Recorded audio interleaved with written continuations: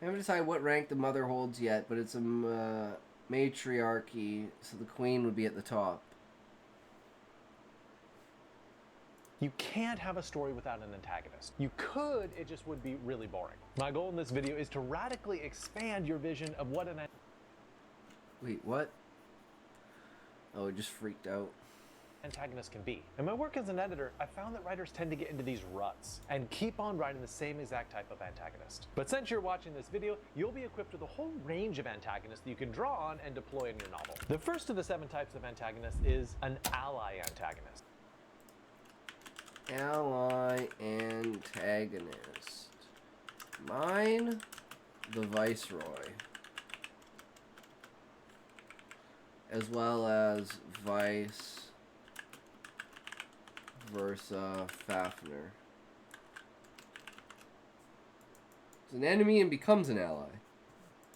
An ally antagonist is a friend who becomes the antagonist. Honestly, this is one of my favorite types of antagonists because you get 3 things. 1, we get fantastic character change because we get to see a friend transform into an enemy. 2, the surprise of a major character reveal. There's going to be fireworks when the protagonist learns of this betrayal from a former friend. 3, a strong emotional reaction from the reader because they're shocked by the betrayal. Look at The Social Network, which examines the way that Mark Zuckerberg and Eduardo Savarin start off as friends and business partners. And then we see Zuckerberg use lawyers to cheat Savarin out of all of his shares in the company. A popular version of the ally antagonist is when a trusted mentor turns into the antagonist. For example, look at the Star Wars prequels, where we see Chancellor Palpatine turn from a respected leader into the main antagonist. Or in a romance, it's when the best friend ends up cheating and sleeping with the love interest. 2, the inner saboteur. Inner saboteur.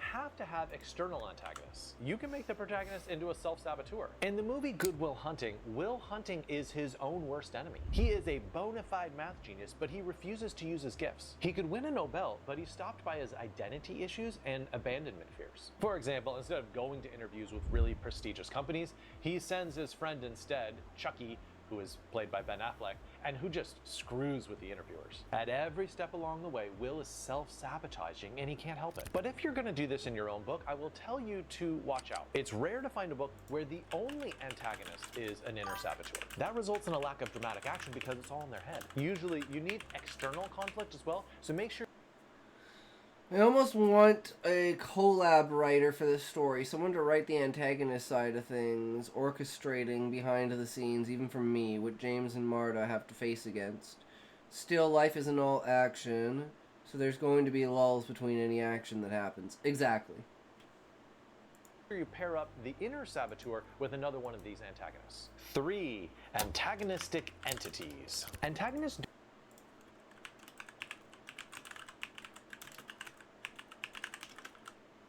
Could be like supernatural, don't have to right? be people. They don't even have to be living. Instead, consider using one of these antagonistic forces in your book. Nature. That iceberg in the Titanic is quite an opposing force. Disease. In Emily St. John Mandel's book, Station 11, we see a plague has wiped out most of humanity. Animals. Jaws is honestly one of the most terrifying antagonists out there. Or consider the supernatural. In Ghostbusters, ghosts are the main antagonist. Most people don't consider groups. In Ayn Rand's novels like Atlas Shrugged, government can be one of the antagonists. Lastly, technology. Consider all the Terminator movies where machines are the real enemy. I hope all these options expand your notion of what an antagonist is. It's any opposing force. 4. The plural antagonist. Usually, when you have more than one antagonist, they're in different categories. For instance, in The Revenant, a bear is the antagonist when he mauls Leo DiCaprio, and then John Fitzgerald, played by Tom Hardy, is the other antagonist. But what about having multiple people who are antagonists? This is clearly more difficult to pull off than a single antagonist, so if this is your first book, I just say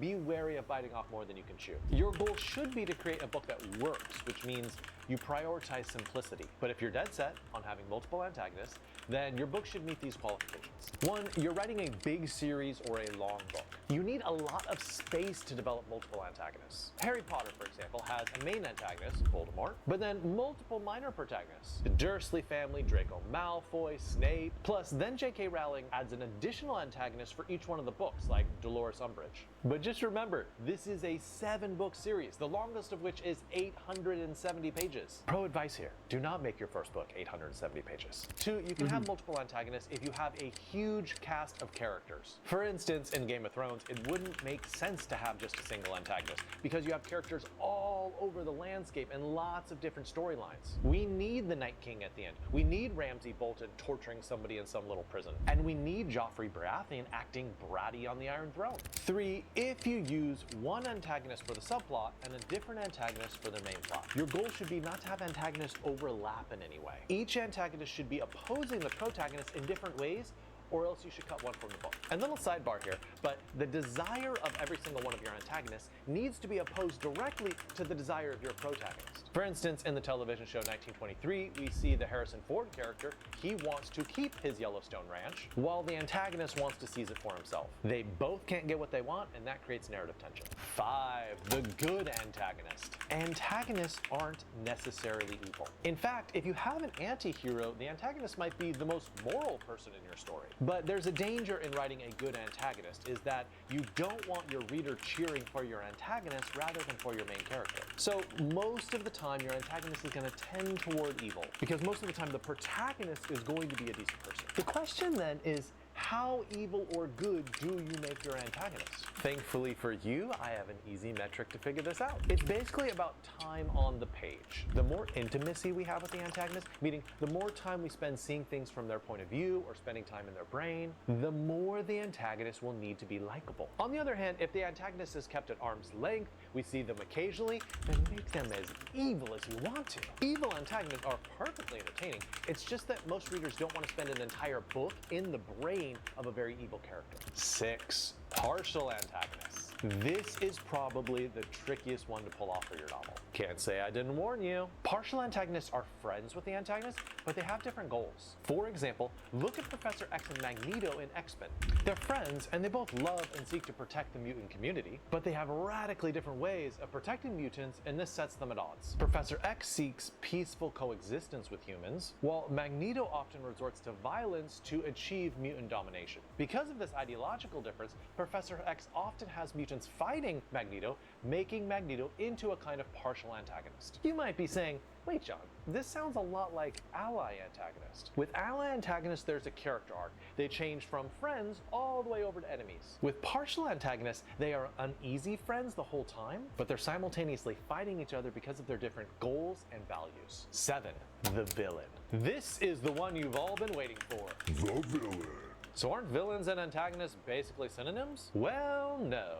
The difference is that an antagonist can be a relatively decent human being who just opposes the protagonist in some way. Villains, on the other hand, are outright evil. This is a good rule of thumb to remember. All villains are antagonists, but not all antagonists are villains. Here are the 3 most common mistakes that writers make when writing villains. 1, they forget to give their villains admirable or sympathetic qualities. The reason that the Joker movie with Joaquin Phoenix works so well is that we sympathize with him. 1, a backstory makes your villain sympathetic. 2, if you give your villain motivation for their action, that also helps us to sympathize with them. 3, showing them suffering helps the reader to empathize with them. And here's a little secret technique. Make your villain smart. Even if we don't like your villain, we will admire their ingenuity and intelligence. 2, second mistake that writers make is they often forget the details. So many writers concentrate on the big, world-ending, disastrous things that villains do, and they forget the tiny little details. But it is details which make villains so... Perfect example of this. I'll show you guys the absolute perfect example of this.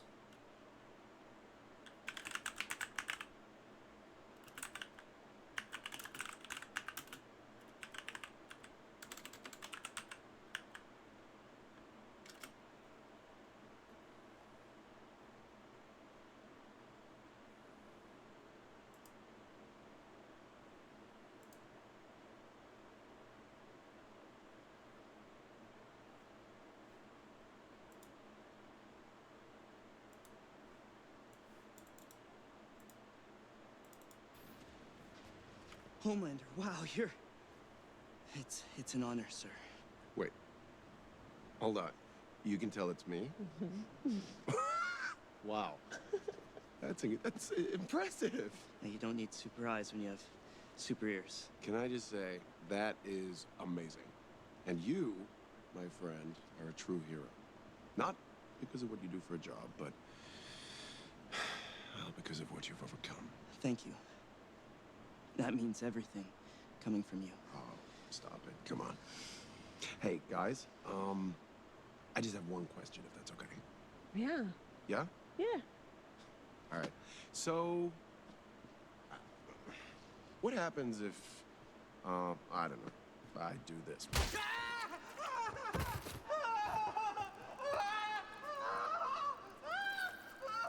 And now you're just another useless fucking blind guy. This must be some kind of a joke. Ashley. I fucking love Homelander, man. He is so goddamn good. Unpredictability. Not having any idea what the fuck the villain is gonna do next. So memorable. One of my favorite villains of all time is the Judge from Cormac McCarthy's Blood Meridian. He is a huge and hairless pedophile who murders indiscriminately. But my favorite little detail about him is wherever he goes, he collects artifacts and plants, sketches them in his notebook, and then destroys the object. He wants power through knowledge, and so he wants to destroy everything so no one else can observe it. And in the end, he destroys the sketchbook as well. He's just this anarchist that wants to destroy. So your goal should be to give your villain a little habit that shows us the true extent of their depravity. The third mistake that writers make is they often make their villain completely unlike their protagonist. The most memorable villains reflect some darker nature of the protagonist. For instance, they embody the path that the Still finding it hard to believe that the Joker in Batman, the animated series, is Mark Hamill.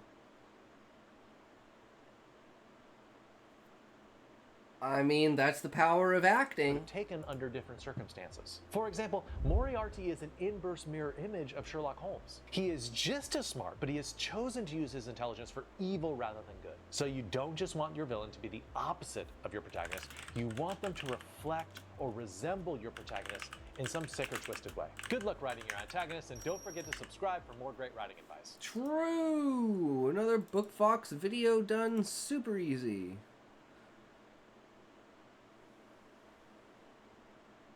You can't have a And, of course, I'm going to be a little bitch, and we're going to skip the commentary. Smokey, if you're still here, motherfucker. Want to play some PoE, bitch? Motherfucker. Alright, another Bookfox video. Give him a like, give him a subscribe, give him a view, give him a comment, you know. Again, our main source of info and building. But now, it's time that we move on to Path of Exile.